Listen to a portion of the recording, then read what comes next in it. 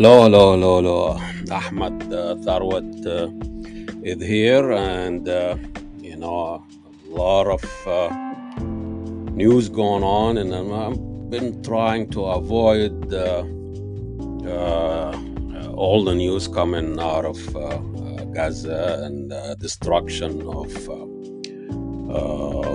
this besieged town. So, there's nothing else more you can say about this. It's atrocity committed under the watch of world leaders. They are not just watching the rape and the political rape of Palestinians, but actually taking role in it. So I'm gonna switch a little bit to football, soccer here in America, and of course, for those who are watching or they follow football in Europe or even here, too much money involved and too much control over the game. The game is becoming like a video game, digitalized. Every move, every goal, everything's happening has to be monitored and verified by what's so-called VAR, which it is really violent act against reason, which is the video assistant referee. And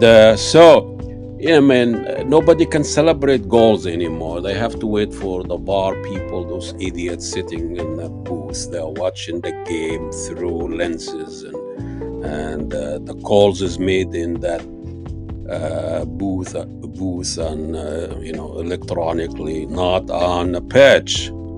So as someone said, this great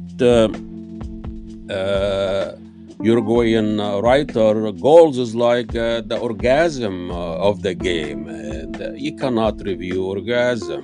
VAR is killing the game. Let's go to the old-fashioned way of letting the call made on the pitch and the field. Let the bring human back to the game, and not every move you have to go through forensic analysis and lab, and they come up with 1,000% of inches offside. It's ridiculous. That's actually we can look at this and normalize it, and people, there's nothing they can do. Those elites on the top that they want to control the game and take this spontaneity and cleverness and all this South American soccer, they are killing it. Now it is like a British game, kick and run, and everything has to be analyzed and clear, and it's not football anymore. It's all the same. It's like a video game. You don't know who's playing. They all do the same thing, and it's ridiculous. So I'm gonna talk about how we played the game growing up in my small village in Egypt. The game was played in a piece of land, any piece of land that actually used to be like where a farmer do their crops at the end of the season. That's a piece of land. We call it the Gorn.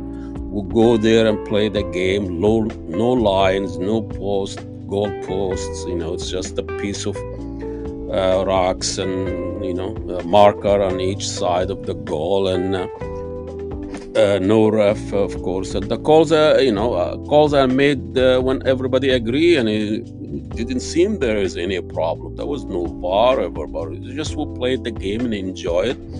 And some of there is some rules there. You can't. The fouls is it's just excuse me, based on how loud or scream. Excuse me, sorry about that. Soccer doesn't glorify violence. You hit somebody, you're gonna pay for it. The person is gonna act as if he been shot, and even if you touch him, and that's not kind of cunning or exaggerating or CC or people. No, it's not like American football where you celebrate violence and glorify it. When you get hit, you get up right away. I'm okay. It didn't hurt me. That kind of no. And the soccer player, if you touch him, if you hit him, he's gonna fall and roll over a few times, try to get you a yellow card or a red card, so you wouldn't do it again. I don't know what's happening to me here. Calm down, Ahmed. It's nothing really. Whatever you say is not that important anyway. So just calm down. It's just a game. Anyway, so I'll just go through some of the rules that we have there. One of the biggest rule that the person who owns the soccer ball, that person will play anytime. You cannot substitute him, and you cannot put him as a goalie. He will take the ball and walk away.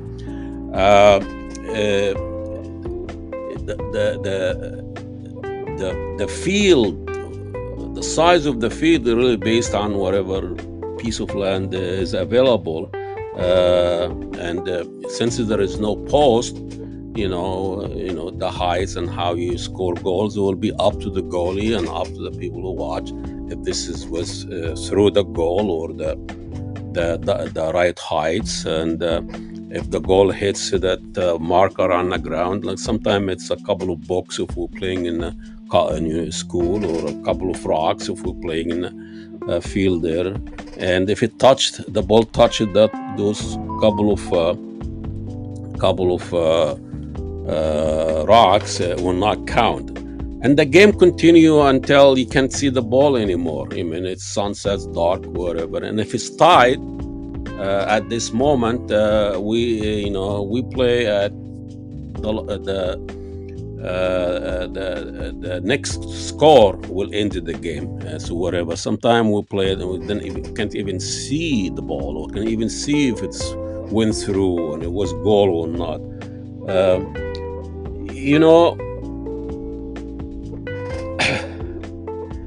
The people who, the number of people in every team, it best was available 6 against 6, or 5 against 5, or 7, I think it varies, whatever things. People can come and substitute as they wish. Nobody knows really who's playing or not playing.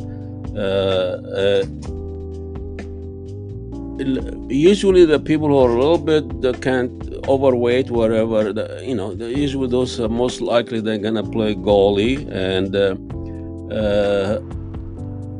then sometimes you don't know what the score is, and just have to trust what people tell you, 3, 4, 2, 1, whatever the case. Of course, there is fans, the people come in, farmer, the village natives come and watching the game, and if it's get out of hand, of course, the elderly people, men will have a final saying on this.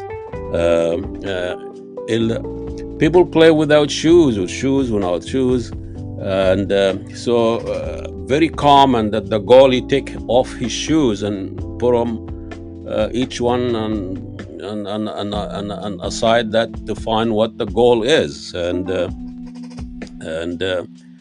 so. The whole idea is being there and playing, and I think the calls has to be agreed on from both teams, and that seems to most of the cases there was a lot of disagreement and discussion. I think later on will be disagreement, but. A team will be, could be down by 5 or 6, nothing, losing big time. But a player will do a magnet or do a clever dribbling. He will be celebrating as if he won the game. People usually have a soccer nickname or football nickname like Khashaba, Ftila, Fasha, Sabiha, just names that really kind of reflects the personality of that players.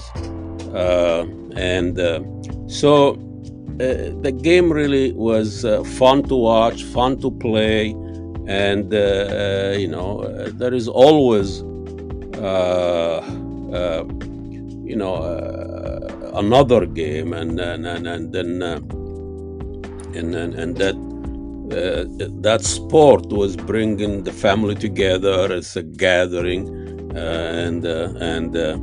it was really it was a competitive in a way, but it wasn't to the point where you are killing the game. And football in the 60s in my village, Mid-Swede, where people enjoyed just playing the game and making the rules that really fits this setting. And once in a while we have a tournament where we invite teams from the other villages, and that really will be an exciting things. And the other village bring their fan, and there will be somebody commentator with a public speaker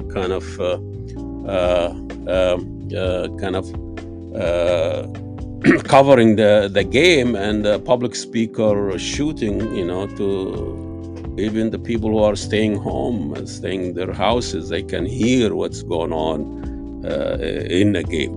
So soccer or football, it's nowadays it's killed by technology like everything else, and can do, must do, define, design, measure everything.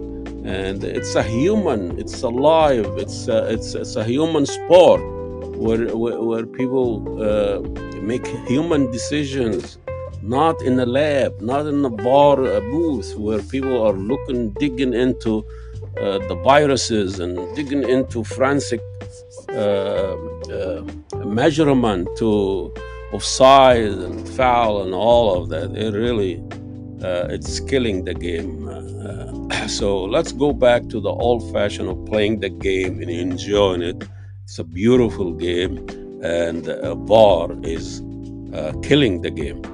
Ahmed Tharot ranting about the soccer or football or technology and sport these days. And please follow us and share our